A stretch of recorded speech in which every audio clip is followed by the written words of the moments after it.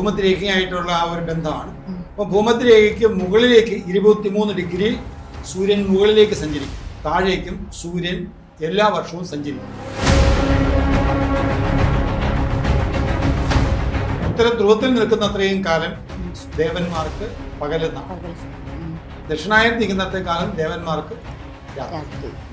അപ്പൊ അങ്ങനെ ദേവന്മാരുടെ ഒരു ദിവസം എന്ന് പറയുന്നത് നമ്മളുടെ ഒരു വർഷമാണ്. നമ്മൾ തർപ്പണം ചെയ്യുന്ന ദിവസം ഉണ്ടല്ലോ, കർക്കിടക വാവിൻ്റെ അന്ന് ഭൂമിയിലേക്ക് വരുന്നുണ്ടോ? മരണശേഷം നമ്മൾ അത്യാവശ്യം ചന്ദ്രലോകത്ത് വരെ പോകണമെന്നാണ് വൈദിക വിധി. പുരുഷനിൽ നിന്നും ആ ജീവൻ സ്ത്രീയിലും. ഇത് 5 അഗ്നികളായിട്ടാണ്. അതാണ് പഞ്ചാഗ്നി വിദ്യ എന്ന് കേട്ടിട്ടില്ല. അപ്പൊ അങ്ങനെ നമ്മള് ആ ജീവൻ ഒന്ന് കറങ്ങി തിരിച്ച് ഭൂമിയിലെത്തുക. ഇന്ന് നമ്മുടെ അതിഥിയായി എത്തിയിരിക്കുന്നത് ജ്യോതിഷാചാര്യനായ കുഴിപ്പള്ളി NK നമ്പൂതിരിയാണ്. അദ്ദേഹത്തെ ഈ പരിപാടിയിലേക്ക് നമുക്ക് സ്വാഗതം ചെയ്യാം. നമസ്കാരം സർ. നമസ്കാരം. ഒരു കാര്യം ചോദിച്ചോട്ടെ, നമ്മുടെ സൂര്യൻ്റെ ചംക്രമണം അനുസരിച്ച് ഒരു വർഷത്തിനെ ഉത്തരായനമെന്നും ദക്ഷിണായനമെന്നും 2ആയി തിരിച്ചിട്ടുണ്ട്. നമ്മൾ മഹാഭാരതത്തിലൊക്കെ കേട്ടതുപോലെ സച്ചിന്ത മൃത്യുവായ ഭീഷ്മർ തൻ്റെ മരണത്തിനായി ഉത്തരായനം കാത്തു കിടന്നു. ആ സമയത്താണ് അദ്ദേഹം യുധിഷ്ഠിരന് വിഷ്ണു സഹസ്രനാമം പറഞ്ഞു കൊടുക്കുന്നതും മറ്റുമൊക്കെ. എന്താണ് ഈ ദക്ഷിണായനവും ഉത്തരായനവും തമ്മിലുള്ള വ്യത്യാസം? ദക്ഷിണായനം ഉത്തരായനം അങ്ങനെ 2 പാർട്ടാണുള്ളത്. ഒരു വർഷത്തിൽ ഒരു ഉത്തരായനവും വരും, ദക്ഷിണായനവും വരും. അപ്പോൾ ഉത്തരായനം എന്ന് പറഞ്ഞാൽ ഉത്തര ദിക്കിലേക്കുള്ള സൂര്യൻ്റെ പ്രയാണം. ദക്ഷിണായനം എന്ന് പറഞ്ഞാൽ ദക്ഷിണ ദിക്കിലേക്കുള്ള സൂര്യൻ്റെ ഒരു പ്രയാണം. അപ്പം ഭൂമിയുടെ ഭൂമധ്യരേഖയ്ക്ക് നേരെ മുകളിൽ സൂര്യൻ ഉദിക്കുന്ന ദിവസമാണ് മേടം 1-ാം തീയതി. അതുപോലെ തന്നെ ഭൂമധ്യരേഖയ്ക്ക് നേരെ മുകളിൽ ഉദിക്കുന്ന മറ്റൊരു ദിവസം ദക്ഷിണായന കാലത്തുള്ളതാണ് തുലാം 1. ഉത്തരായന കാലത്തുള്ള ഭൂമധ്യരേഖയ്ക്ക് നേരെ മുകളിൽ ഉദിക്കുന്ന ദിവസം മേടം 1. ദക്ഷിണായന സമയത്ത് തുലാമാസം 1-ാം തീയതിയാണ് ഈ ഭൂമധ്യരേഖയ്ക്ക് നേരെ മുകളിൽ സൂര്യൻ ഉദിച്ചു വരുന്നത്. അപ്പം ഭൂമധ്യരേഖയായിട്ടുള്ള ആ ഒരു ബന്ധമാണ്. അപ്പം ഭൂമധ്യരേഖയ്ക്ക് മുകളിലേക്ക് 23 ഡിഗ്രി സൂര്യൻ മുകളിലേക്ക് സഞ്ചരിക്കും, 23 ഡിഗ്രി ഭൂമധ്യരേഖയിൽ നിന്ന് താഴേക്ക് സഞ്ചരിക്കും. അങ്ങനെ എല്ലാ വർഷവും ഈ മുകളിലേക്കും താഴേക്കും സൂര്യൻ എല്ലാ വർഷവും സഞ്ചരിക്കും.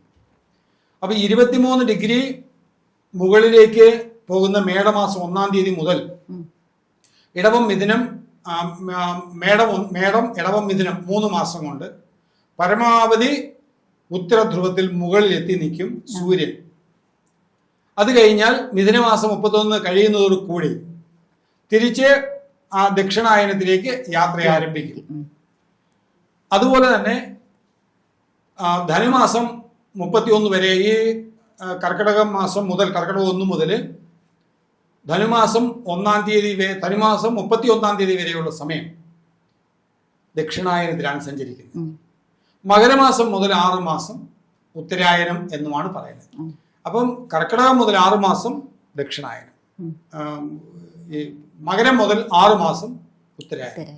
അപ്പോൾ ഒറ്റ വാക്കിൽ പറഞ്ഞാൽ സൂര്യൻ്റെ ഉത്തര ധ്രുവത്തിലേക്കുള്ള യാത്ര ആണ് ഉത്തരായനം, ദക്ഷിണ ധ്രുവത്തിലേക്കുള്ള യാത്രയാണ് ദക്ഷിണായനം. എന്നാൽ ദേവന്മാരുടെ പകല് എന്ന് പറയുമ്പോൾ ചെറിയൊരു വ്യത്യാസം അതിലുണ്ട്. അതായത് ഉത്തര ധ്രുവത്തിൽ സൂര്യൻ നിൽക്കുന്ന അത്രയും സമയവും ദേവന്മാർക്ക് പകലെന്നാണ് സങ്കല്പം. ദക്ഷിണ ധ്രുവത്തിൽ സൂര്യൻ നിൽക്കുന്ന അത്രയും സമയം ദേവന്മാർക്ക് രാത്രി. അങ്ങനെ ഒരു സങ്കല്പവും കൂടി ഉണ്ട്. അപ്പം ഉത്തര ധ്രുവത്തിലേക്ക് സൂര്യൻ കയറുന്നത് മേടമാസം 1-ാം തീയതി, ഉത്തര ധ്രുവത്തിൽ നിന്ന് സൂര്യൻ ഇറങ്ങുന്നത് തുലാമാസം 1-ാം തീയതി. അതുപോലെ ദക്ഷിണ ധ്രുവത്തിലേക്ക് കയറുന്നത് തുലാം 1-ാം തീയതിയാണ്.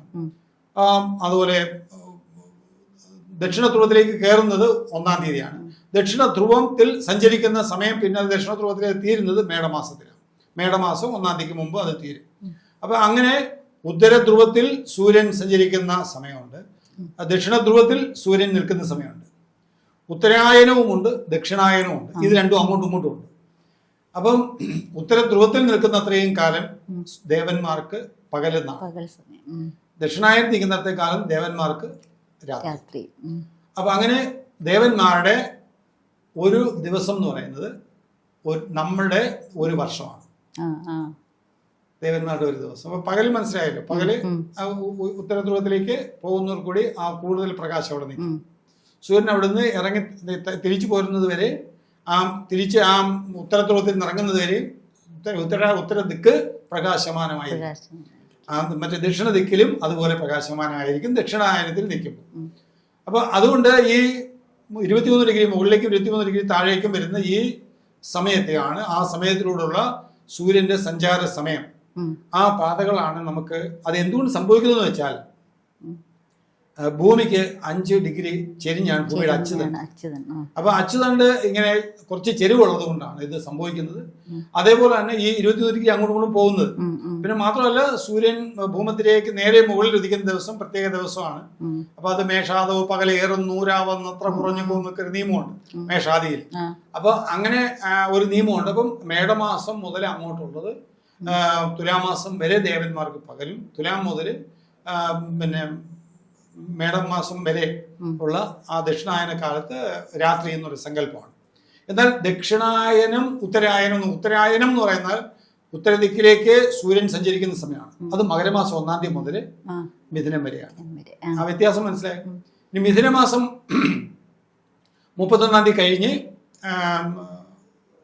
ധനുമാസം പിന്നെ കർക്കിടകം 1 മുതൽ ധനുമാസം വരെ ദക്ഷിണായന സമയമാണ്. അപ്പൊ ഉത്തരായനവും ദക്ഷിണായനവും. അപ്പൊ ഉത്തരായനം എന്ന് പറയുന്നത് ദേവന്മാർക്ക് പ്രാധാന്യമുള്ളതും ദക്ഷിണായനം പിതൃക്കൾക്ക് പ്രാധാന്യമുള്ളതുമാണ്.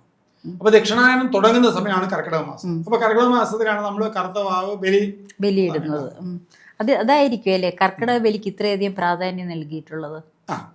അപ്പൊ അതിനൊരു പ്രാധാന്യമുണ്ട്.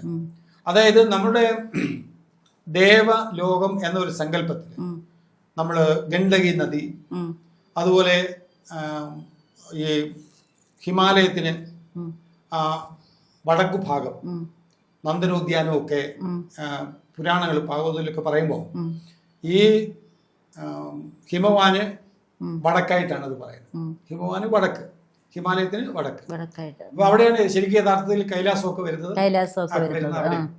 അപ്പൊ അങ്ങനെ അവിടെ നന്ദനോദ്യാനവും അതുപോലെ ദേവന്മാരവിടെ വന്ന് മാനസരോവരത്തിൽ കുളിക്കുമെന്നും ഒക്കെ ഒരു സങ്കല്പം നമുക്കുണ്ടല്ലോ.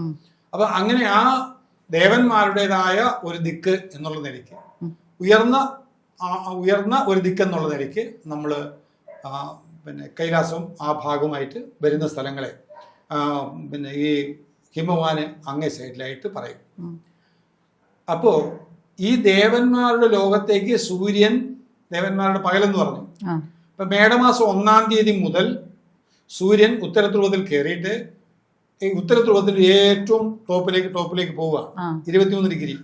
അങ്ങനെ 23 ഡിഗ്രി മുകളിലെത്തുമ്പോഴത്തേ സൂര്യന്റെ ഉത്തര ധ്രുവത്തില് സൂര്യന്റെ പ്രകാശം എല്ലായിടത്തും വ്യാപിക്കുന്ന രീതിയിൽ ഉത്തര ധ്രുവം. അപ്പൊ ഉത്തര ധ്രുവം ദേവന്മാരുടെ ലോകമാണ്.